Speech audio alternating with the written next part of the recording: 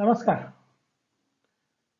Beginning of Marathi movies किंवा भारतीय चित्रपटसृष्टीचा इतिहास या विषयाच्या अनुषंगाने आपण आज एका नवीन विषयावरती चर्चा करणार आहोत. आजच्या या विषयाअंतर्गत भारतीय चित्रपटसृष्टी किंवा मराठी चित्रपटसृष्टीचा इतिहास या विषयावरती आपण प्राधान्याने प्रारंभीच्या काळावरती फोकस टाकणार आहोत, प्रकाश टाकणार आहोत. चित्रपट हा तसा अनेकांच्या मदतीने अनेकांच्या सहकार्यातून तयार होणारी बाब, परंतु सुरुवातीच्या कालखंडातला जर आपण विचार केला, सुरुवातीच्या कालखंडातला जर आपण इतिहास अवलोकन केला तर सुरुवातीच्या कालखंडामध्ये काही फक्त व्यक्ती ज्या बोटावर मोजण्या इतक्या होत्या त्यांनी भारतीय चित्रपटसृष्टीचा पाया भक्कमपणे घातलेला आपल्याला दिसून येतो. कारण एकंदरीत चित्रपटसृष्टीचा व्याप आणि चित्रपटसृष्टीसाठी लागणारं मनुष्यबळ या अनुषंगाने सुरुवातीला ज्या लोकांनी काम केलं आणि त्यांची संख्या जर विचारात घेतली तर ते अतिशय मर्यादित स्वरूपाची असल्याचं आपल्याला दिसून येतं. म्हणून पहिल्यांदा आपल्याला चित्रपटसृष्टी आणि चित्रपटाच्या संदर्भात भारतात झालेल्या काही प्रयोगात्मक गोष्टी त्याचा विचार करणे या ठिकाणी प्राधान्याने महत्त्वाचं ठरणार आहे. कारण चित्रपट हा काही भारतामध्ये अचानक तयार झालेला नाही आहे. त्यासाठी बरीच पार्श्वभूमी तयार व्हावी लागली आणि ती पार्श्वभूमी होती परदेशातले चित्रपट भारतात दाखवण्यासंदर्भातली. कारण परदेशातले चित्रपट भारतामध्ये दाखवण्याची परंपरा 1896 पासूनच भारतामध्ये सुरू होत होती आणि अनेक चित्रपट भारतामध्ये तोपर्यंत 1912 पर्यंत अनेक चित्रपट भारतामध्ये दाखवले गेलेले होते. आणि एकंदरीतच हे चित्रपट पाहून अनेक भारतीयांच्या मनामध्ये आपणही अशा प्रकारचा चित्रपट तयार करावा ही उत्सुकता लागून राहिलेली होती. आणि अशा उत्सुकतेमध्ये ज्यांनी पहिल्यांदा ल्युमियर बंधूंचा सिनेमा वॅटसन हॉटेलमध्ये पाहिला त्यामध्ये एक नाव होतं हरिश्चंद्र सखाराम भाटवडेकर अर्थात सावेदादा. सावेदादांनी ल्युमियर बंधूचे चित्रपट स्वतः वॅटसन हॉटेलमध्ये जाऊन पाहिलेले होते आणि मग त्यांच्या मनामध्ये या चित्रपटांबद्दल उत्सुकता वाटायची. सावेदादा हे मुळात छायाचित्रकार होते, ते पोर्ट्रेट काढायचे आणि त्यांचा या छंद चित्रपटाशी जोडला जाणं साहजिकच होतं. म्हणून सावेदादांनी चित्रपटातली आपली उत्सुकता अधिक वाढवली आणि भारतामध्ये अशा प्रकारचे चित्रपट तयार करण्याच्या प्रयत्नासाठी त्यांनी लंडन आणि इतर ठिकाणावरून चित्रपट निर्मितीसाठी लागणारा कॅमेरा, त्याच्यासाठी लागणारी रीळं म्हणजे फिल्म्स आणि इतर साहित्य मागवलं होतं. आणि त्यांनी त्या सगळ्या गोष्टी उपलब्ध झाल्यानंतर मुंबई शहरातल्या ठिकठिकाणावरची चित्र म्हणजेच रेकॉर्डिंग्स त्यांनी केलेलं होतं आणि त्याच्या सलग चित्र एकमेकांना जोडून त्याच्यातून एक डॉक्युमेंटरीज त्यांनी तयार केल्या होत्या. मुंबईमध्ये सुरू असलेल्या एका कुस्ती सामन्यांचं त्यांनी चित्रीकरण केलेलं होतं. The man and his monkey म्हणजे आपल्या भारतामध्ये प्रसिद्ध असलेला दरवेशी किंवा माकडाचा खेळ करणारा तो माणूस, त्याची माकडं आणि त्याचं माणूस, तो त्याचा मालक यांचा जो खेळ चालायचा त्याच्यावरचाही त्यांनी एक सिनेमा, याला आपण डॉक्युमेंटरी टाईप म्हणू की 5-10 मिनिटाचा, 20 मिनिटाचा, 15 मिनिटाचा तो डॉक्युमेंटरी असू शकते. ती 1899 मध्ये त्यांनी पहिल्यांदा सुरू केली. लोकल सीन्सेस त्यांनी बऱ्याच प्रमाणामध्ये तयार केलेले होते, ज्याच्यामध्ये विशेषत्वाने मुंबई आणि परिसरातल्या अनेक गोष्टी त्याने चित्रित केलेल्या होत्या.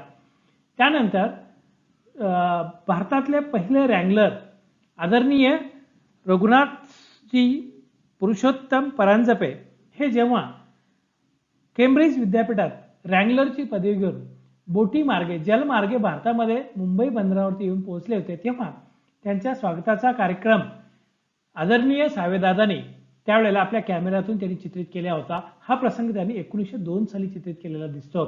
दिल्ली येथे झालेल्या लॉर्ड कर्जनच्या एका कार्यक्रमामध्ये 1903 मध्ये त्यांनी कार्यक्रमाचं रेकॉर्डिंग केलं होतं आणि तोच दिल्ली दरबार पुन्हा 1903 मध्ये त्यांनी हा शूटिंग केलेला होता. आणि हे सगळ्या शूटिंग्स अतिशय छोट्या छोट्या प्रमाणामध्ये 5-5, 10-10 मिनिटाच्या वेळेच्या अंतर्गत राहून त्यांनी या सगळ्या गोष्टी चित्रित केलेल्या होत्या. म्हणून आपण सावेदादांना चित्रपट निर्माता तर म्हणू शकत नाही, मात्र सावेदादा हे निश्चितपणे डॉक्युमेंटरी टाईप मधल्या चित्रपटाचे निर्माते होते असं आपण सावेदादांना निश्चितपणे म्हणतो.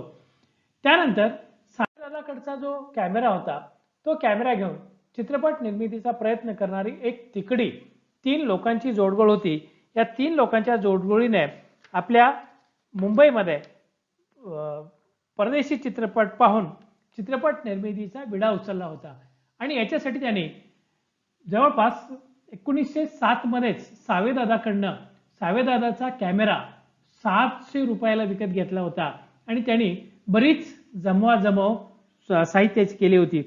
हे तिघांमध्ये अनंतराव परशुराम करंदीकर, व्ही.पी. दिवेकर आणि श्रीनाथ पाटणकर यांचा समावेश होता. यापैकी श्रीनाथ पाटणकर हे कोरोनेशन सिनेमामध्ये मॅनेजर आणि निर्देशक म्हणून काम करत होते, तर दिवेकर हे लक्ष्मी आर्ट प्रिंटिंग प्रेसमध्ये कर्मचारी म्हणून नोकर म्हणून ते कामाला होते आणि तिथं ते वेगवेगळ्या पद्धतीच्या सजावटीच्या कामासाठी मदत करत असत. त्याने सती सावित्री या विषयावर पहिला चित्रपट तयार करण्याचं ठरवलं आणि या चित्रपटाच्या साठी त्यांनी काम सुद्धा सुरू केलं.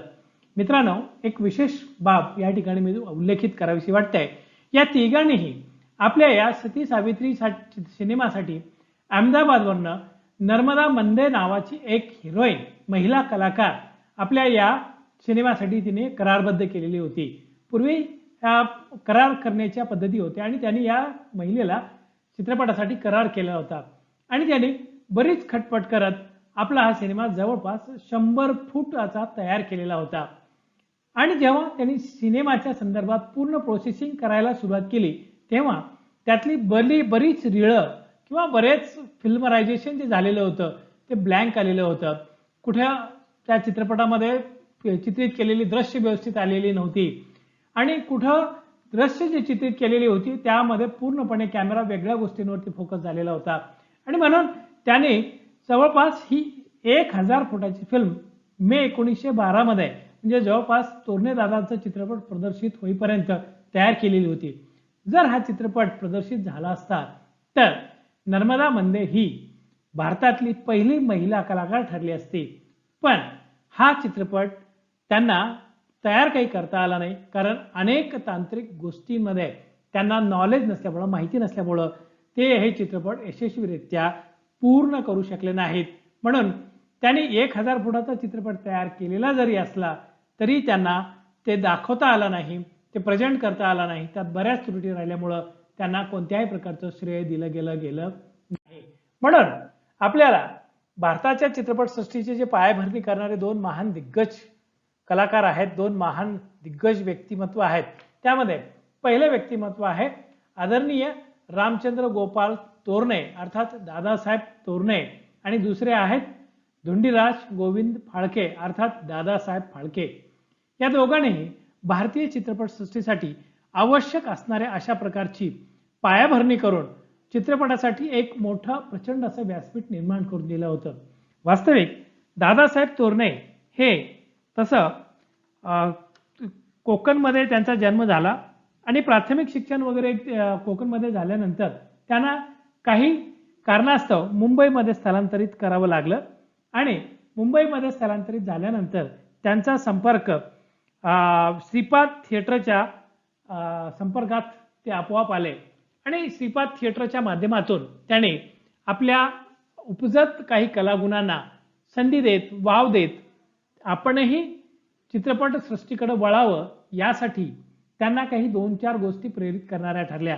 त्यातल्या काही गोष्टी होत्या, हे पाश्चात्य देशातले चित्रपट भारतात येत होते, त्यातल्याच काही 2-4 चित्रपटाला त्यांनी जाऊन थिएटरमध्ये जाऊन पाहिलं होतं आणि त्यांचं सूक्ष्म निरीक्षण पण केलं होतं आणि म्हणून दादासाहेब तोरणेंनी त्यांच्यातली उत्सुकता वाढीस लागण्यापूर्वी काही बऱ्याच गोष्टी केल्याचं आपल्याला दिसून येतं आणि मग त्यातच त्याने परदेशातून काही सामान साहित्य मागवून, चित्रपट निर्मितीचं साहित्य मागवून त्यांनी पहिल्यांदा श्री पुंडलिक हा चित्रपट 18 मे 1912 साली कोरोनेशन सिनेमॅटोग्राफमध्ये म्हणजेच मुंबईमधल्या एका चित्रपटगृहामध्ये तो प्रदर्शित केला. म्हणून त्यांना आपण पहिल्या चित्रपटाचे जनक असं म्हणू शकतो. पण चित्रपटाला विशिष्ट अशी एक लांबी असावी लागते. ती जर नसेल तर तो चित्रपट डॉक्युमेंटरी किंवा वृत्तचित्र स्वरूपातला किंवा इतर वृत्तचित्र स्वरूपातला किंवा आणखीन त्याला पूर्ण चित्रपट असं म्हणता येत नाही अशा स्वरूपातला तो बनू शकतो. आणि नेमकं दादासाहेब तोरणे यांनी जो चित्रपट तयार केला होता ती या चित्रपटाची लांबी होती फक्त 1500 फूट, म्हणजे तो चित्रपट 22 मिनिटं चालला होता. म्हणून तो दादासाहेब फाळके यांनी तयार केलेल्या चित्रपटाच्या तुलनेत 1200 फूट कमी होता आणि म्हणून त्याला चित्रपट म्हणून मान्यता न मिळाल्याचा परिणाम दादासाहेब तोरणेंना आतापर्यंत किंवा मागच्या काही कालखंडापर्यंत भारतीय चित्रपटसृष्टीचे जनक असं म्हटलं जात नव्हतं. पण खऱ्या अर्थानं ते देखील भारतीय चित्रपटसृष्टीचे जनक आहेत असंच आपल्याला मानावं लागेल. त्यानंतर 1 वर्षानंतर दादासाहेब फाळके, ज्यांना आपण धुंडीराज गोविंद फाळके असं त्यांचं मूळ नाव, त्यांचा जन्म नाशिक जिल्ह्यातल्या त्र्यंबकेश्वर येथे झालेला होता.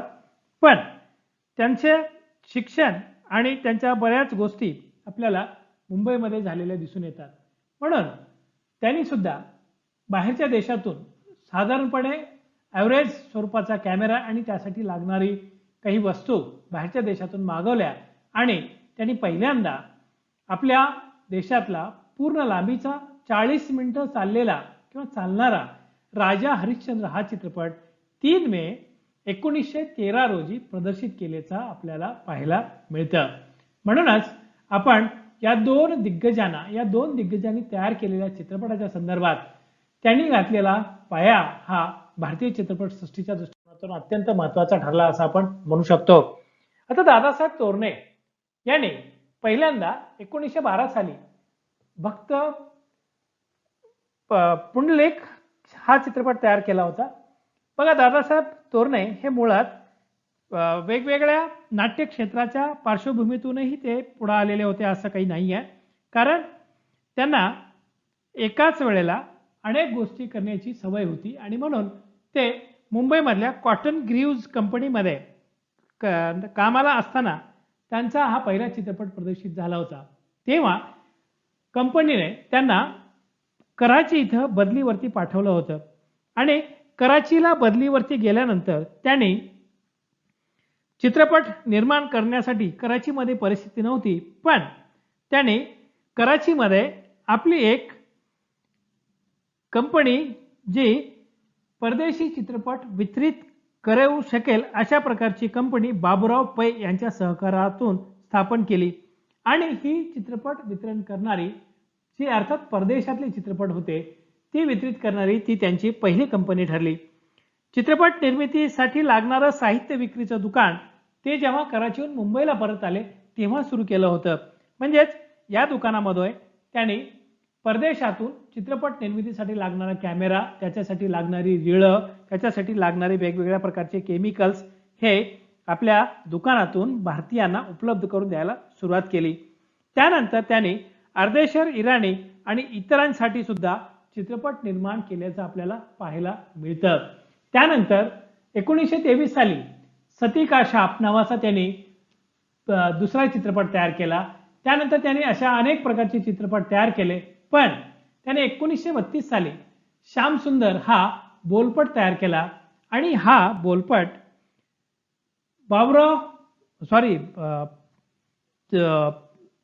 दादासाहेब तोरणे यांनी तयार केलेला जो चित्रपट होता तो भारतातला पहिला सिल्वर जुबली सेलिब्रेट करणारा हा चित्रपट ठरला होता.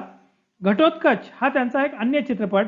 या चित्रपटामध्ये दादासाहेब तोरणे यांनी मास्टर विठ्ठल या भविष्यामध्ये ज्यांनी खूप मोठी चांगली कामगिरी केली अशा कलाकाराचा पहिल्यांदा डबल रोल हा भारतीय चित्रपटामध्ये त्यांनी सादर केल्याचं आपल्याला दिसून येतं. आणि त्यानंतर भक्त प्रल्हाद हा खरं तर भक्त प्रल्हादच्या जीवनामध्ये ज्या आश्चर्यकारक गोष्टी घडल्या, ज्या विस्मयकारक गोष्टी घडल्या त्या दर्शवण्यासाठी दादासाहेब तोरणे यांनी अतिशय चांगल्या पद्धतीनं फोटोग्राफीच्या ट्रिक्स वापरून लोकांना अचंबित करणाऱ्या गोष्टी त्यांनी त्या आपल्या चित्रपटाच्या माध्यमातून पहिल्यांदा दाखवल्या होत्या. महबूब खान असतील, भालजी पेंढारकर असतील, विश्राम बेडेकर असतील किंवा श्री रामचंद्र असतील, या सर्वांना दादासाहेब तोरणेंनी पहिल्यांदा आपल्या चित्रपटामध्ये काम करण्याची संधी उपलब्ध करून दिली होती, भूमिका उपलब्ध करून दिली होती. दादासाहेब तोरणेंनी बोलपटांचं सुद्धा मोठ्या प्रमाणामध्ये निर्देशन केलं होतं, निर्माण केले होते. दादासाहेब तोरणे ही प्रामुख्याने प्रोड्युसर किंवा डायरेक्टरच्या भूमिकेमध्येच बऱ्याच वेळेला आपल्याला दिसून येतात, पण त्यांनी साऊंड रेकॉर्डिंगचं काम केलेलं आहे, एडिटिंगचं काम केलेलं आहे आणि बऱ्याच वेळेला मॅनेजरचं सुद्धा त्यांनी काम केल्याचं आपल्याला दिसून येतं. त्याने मराठी बरोबरच काही हिंदी चित्रपटाची सुद्धा निर्मिती केल्याचं दिसून येतं. त्याच्यामध्ये काही मराठी चित्रपट जे यशस्वी ठरले, जसं भक्त प्रल्हाद होता तसं तो त्यांनी भक्त प्रल्हाद हिंदीमध्ये पण बनवला. जसं आवारा शहजादा हा त्यांनी हिंदीमध्ये चित्रपट बनवला आणि श्याम सुंदर हा चित्रपट त्यांनी मराठीमध्ये आणि हिंदीमध्ये पण बनवला. असं म्हटलं जातं श्याम सुंदर चित्रपटाने दादासाहेब तोरणे यांना खऱ्या प्रमाणात खऱ्या अर्थानं चांगलं आर्थिक पाठबळ उपलब्ध करून दिलं होतं. म्हणून आर्थिक स्थैर्य दादासाहेब तोरणेंना लाभलं ते श्याम सुंदर या चित्रपटानंतर. चित्रपट सृष्टीशी संबंधित असणारे आणखीन एक महान व्यक्तिमत्व म्हणजे धोंडीराज गोविंद फाळके. धोंडीराज गोविंद फाळके अर्थात दादासाहेब फाळके यांचा जन्म 30 एप्रिल 1870 मध्ये त्र्यंबकेश्वर येथे झाल्याचं आपल्याला दिसून येतं. वास्तविक भारतीय चित्रपट उद्योगाचे पितामह म्हणून आपण दादासाहेब फाळकेंना ओळखतो. दादासाहेब फाळकेंचे वडील हे संस्कृतचे प्राध्यापक मुंबईमध्ये कार्यरत होते आणि म्हणून मग त्यांना चांगल्या पद्धतीचं शिक्षण सहजरित्या उपलब्ध झालं. दादासाहेब फाळके यांनी जे स्कूल ऑफ आर्टमधून पदवी घेतली, म्हणजेच त्यांना कलेची आवड असल्याचं आपल्याला त्यांच्या शिक्षणातूनच दिसून येतं. त्यांनी नाट्य क्षेत्रात असंख्य कामं केलेली होती आणि म्हणून दादासाहेब फाळकेंचं नाव चित्रपटामध्ये येण्यापूर्वीपासून नाट्य क्षेत्रामध्ये आदरानं घेतलं जात होतं. त्यांनी कलाभवन बडोदा येथून सुद्धा फोटोग्राफीचं शिक्षण घेतलं होतं. म्हणजे बघा, एकीकडं नाट्यक्षेत्र, दुसरीकडं जे स्कूल ऑफ आर्टमधून पदवी आणि बडोदा इथून त्यांनी फोटोग्राफीचं शिक्षण, म्हणजे अशा बहुरंगी आणि बहुआयामी शिक्षण त्यांना मिळालेलं होतं. आणि त्यांनी येशू ख्रिस्तांच्या जीवनावरचा पहिल्यांदा एक चित्रपट कोरोनेशन थिएटरमध्येच किंवा वॅटसन हॉटेलमध्ये पाहिला असेल आणि तिथून त्यांनी आपल्या जीवनाला कलाटणी देणारा निर्णय घेतला. आपणही अशा प्रकारचा चित्रपट जे भारतीय लोक आहेत, अर्थात राम आहे, सीता आहे, लक्ष्मण आहे, कृष्ण आहे, सत्यवान सावित्री आहे किंवा भक्त प्रल्हाद आहेत, अशा लोकांच्या जीवनावरती जर आपण चित्रपट काढले तर आपण ते चित्रपट यशस्वी करू शकू. म्हणून दादासाहेब फाळकेंनी त्यांच्या पूर्ण आयुष्यभरामध्ये 95 चित्रपट हे पूर्ण लांबीचे आणि 27 चित्रपट हे कमी लांबीचे अर्थात डॉक्युमेंटरी टाईप तयार केल्याचं आपल्याला दिसून येतं. दादासाहेब फाळकेंनी producer, director, screen writer, custom designer, editor, processor, printer, developer, projectionist आणि डिस्ट्रीब्युटर सारख्या असंख्य भूमिका एकाच वेळेला पार पाडलेल्या आहेत. म्हणून त्यांना फादर ऑफ इंडियन सिनेमा असं सहजरित्या म्हटलं जाऊ शकतं.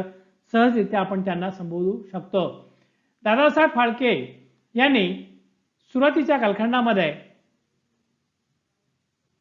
वेगवेगळ्या गोष्टी केल्या. त्या करत असताना त्यांनी पहिल्यांदा प्रोडक्शन कंपनी स्थापन केली आणि त्या प्रोडक्शन कंपनीमध्ये मोहिनी भस्मासूर, सावित्री सत्यवान आणि सत्यवादी राजा हरिश्चंद्र आणि लंकादहन या चित्रपटाची निर्मिती सुद्धा केली. आणि त्यानंतर आपल्या चित्रपट व्यवसायाला स्थैर्य प्राप्त करून देण्यासाठी दादासाहेब फाळकेने काही लोकांना सोबत घेतलं. त्यात मुंबईमधल्या काही टेक्स्टाईल उद्योगपतींचा, वस्त्रोद्योग क्षेत्रामध्ये असणाऱ्या उद्योगपतींचा त्यांनी मदत घेतली. त्यामध्ये वामन श्रीधर आपटे, लक्ष्मण बळवंत फाटक, मयाशंकर भट्टजी आणि माधवजी जयसिंग यांना त्यांनी सोबत घेऊन आणखीन एक व्यक्ती होती ज्यांचं नाव होतं गोकुळदास दामोदर. त्याने 1 जानेवारी 1918 रोजी फाल्केज फिल्म्स कंपनी नावाची कंपनी स्थापन केली आणि मग भविष्यामध्ये त्याने आपल्या कंपनीचं नाव पण बदललं आणि त्या कंपनीचं नाव ठेवलं हिंदुस्तान सिनेमा फिल्म्स कंपनी. आणि मग त्यानंतरच्या कालावधीमध्ये त्यांनी जे सर्व चित्रपट तयार केले हे सगळे चित्रपट हिंदुस्तान सिनेमा फिल्म्स कंपनीच्या अंतर्गत तयार केले. आणि या कंपनीचे आपटे जे वामन श्रीधर आपटे होते त्यांना त्यांनी कंपनीचा मॅनेजर म्हणून त्यांनी त्याला अपॉइंटमेंट केलेलं होतं. लक्षात घ्या, या ठिकाणी त्यांनी कमला नावाची एक हिरोईन होती, कमला नावाची एक डान्सर होती. त्या कमला नावाच्या डान्सरला पहिल्यांदा हिरोईनचा रोल त्यांनी या ठिकाणी दिलेला आपल्याला दिसून येतो.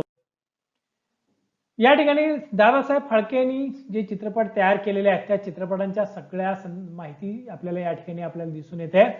राजा हरिश्चंद्र असेल, तिलक वीक असेल, मोहिनी भस्मासूर असेल, सत्यवान सावित्री असेल, लंका दहन असेल, राजश्री अमरीश असेल किंवा आणखीन गुरु द्रोणाचार्य असेल, अशा अनेक प्रकारच्या चित्रपटांचा इसवी सणासकट आपल्याला या ठिकाणी माहिती देण्यात आलेली आहे. दादासाहेब फाळकेंच्या संबंध आयुष्यभरामध्ये बोलपटाचा जमाना आला तरी सुद्धा त्यांनी मुखपटाचाच विचार अधिक केल्याचा दिसून येतो. त्याने बोलपटाच्या जमान्यामध्ये सुद्धा गंगावतरण चित्रपटापर्यंत, म्हणजे गंगावतरण हा त्यांचा एकमेव बोलपट जो 1931च्या बऱ्याच कालखंडानंतर तो आपल्याला आलेला दिसून येतो. म्हणजे जवळपास 6 वर्षानंतर त्यांनी बोलपटाला सुरुवात केली. त्याने चित्रपट निर्मिती करण्यापूर्वी इंग्लंडला चित्रपट कसा निर्माण करावा या संदर्भातला अभ्यासक्रम करण्यासाठी सुद्धा जाऊन व्हिजिट करून ते परत आले. चित्रपट निर्माण करताना अनेक वेळेला त्यांना आर्थिक अडचणींना सुद्धा सामोरं जावं लागलं. मित्रांनो, आर्थिक अडचण सोडवण्याकरता त्यावेळेला फारशी काही तरतूद नव्हती, म्हणून त्याने एक वेळेला आपली जीवन विमा पॉलिसी गहाण ठेवून मोठ्या व्याज रकमेवरती पैसा उभा केला होता. तर एक वेळेला आपल्या घरातील दागिने सुद्धा त्यांनी गहाण ठेवून त्यांनी आपल्या चित्रपट निर्मितीचा व्यवसाय सातत्याने पुढे ठेवला होता. दादासाहेबांना अनेक सामाजिक सांस्कृतिक प्रकारच्या अवहेलनांना सामोरं जावं लागलेलं आहे, हालापेष्टा सहन कराव्या लागलेल्या आहेत, तरी देखील त्यांनी कोणत्याही पद्धतीनं सिनेमा निर्मिती थांबवली नाही. म्हणून त्यांच्या सिनेमाकडे बघण्याचा दृष्टिकोन हा भारतीयांच्या बाबतीमध्ये एक वेगळा असल्याचं आपल्याला दिसून येतं. म्हणून दादासाहेब फाळके हे आपल्याला भारतीय चित्रपटसृष्टीचे अत्यंत महत्त्वाचे दिसून येतात. त्यांनी लंका दहन मध्ये या चित्रपटामध्ये अण्णा साळुंखे या कलाकारालाच पहिल्यांदा रामाची आणि सीतेची भूमिका दोघांचीही भूमिका करायला भाग पाडलं होतं. सीतेची भूमिकाही त्यांनीच केली होती आणि पहिल्यांदा हरिश्चंद्र तारामती या चित्रपटामध्ये सुद्धा अण्णा साळुंखे यांनी तारामतीची भूमिका पार पाडलेली आपल्याला दिसून येतं. म्हणून एकंदरीत भारतीय चित्रपटांचा इतिहास जर पाहिला तर भारतीय चित्रपटाचा इतिहास अतिशय समृद्ध करण्याकरता या दोन व्यक्तींनी जसं योगदान दिलं तसंच आणखीन एक मराठी व्यक्ती आहे आणि त्या व्यक्तीचं नाव आहे बाबूराव पेंटर किंवा बाबूराव किशनराव मिस्त्री. बाबूराव किशनराव मिस्त्री किंवा बाबूराव पेंटर. बाबूराव पेंटर त्यांना असं यासाठी संबोधलं जातं की ते पेंटिंगचं काम करत असत आणि ते चित्रपटाच्या संदर्भात मोठमोठे स्क्रीन, मोठमोठे पडदे पेंटिंग करून देत, रंगवून देत, म्हणून त्यांना मिस्त्री म्हणण्याच्या ऐवजी त्यांना पेंटर असं या नावानं म्हटलं जातं. एकीकडे दादासाहेब फाळके आणि दादासाहेब तोरणे यांनी मुंबईमध्ये आणि पुण्यामध्ये चित्रपटसृष्टी उभा केली होती, तर तिसरीकडे पॅरलल चित्रपटसृष्टी कोल्हापूरमध्ये उभारण्यामध्ये ज्यांचा हातखंडा आहे, ज्यांनी मोठे परिश्रम घेतले, त्यामध्ये बाबूराव पेंटरांचं नाव प्राधान्याने घेतलं जातं. बाबूराव पेंटरांचा पहिला चित्रपट सैरंद्री हा 1920 साली प्रदर्शित झाला होता. सैरंद्री हा चित्रपट खूपच गाजला होता, खूपच प्रदीर्घ काळ तो चाललेला आपल्याला पाहायला दिसून येतो. त्यानंतर सुरेखाहरण 1921 साली हा चित्रपट त्याने व्ही शांताराम यांच्या चित्रपटावरनं डब केलेला होता. त्यानंतर भागवत भक्त दामाजी हा 1922 साठी. त्यानंतर सिंहगड हा चित्रपट 1923 साली बाबूराव पेंटरने तयार केलेला होता. आपण आज नुकताच तानाजी हा चित्रपट पाहिला.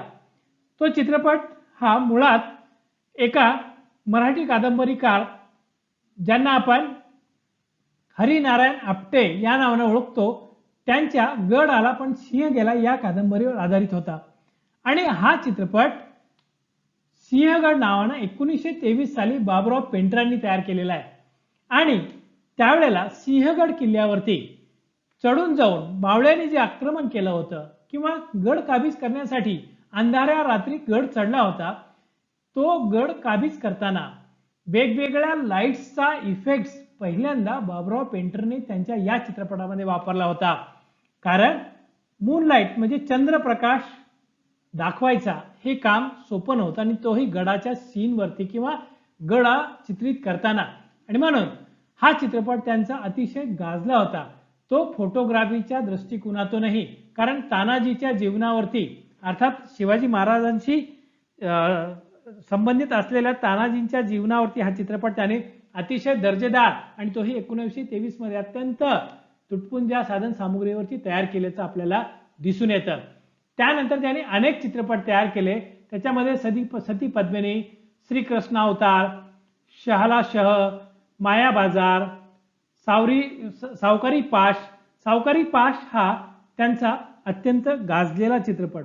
पण त्याने तो पहिल्यांदा मूकपट तयार केला होता आणि नंतर तो 1936 साली बोलपट तयार केला होता.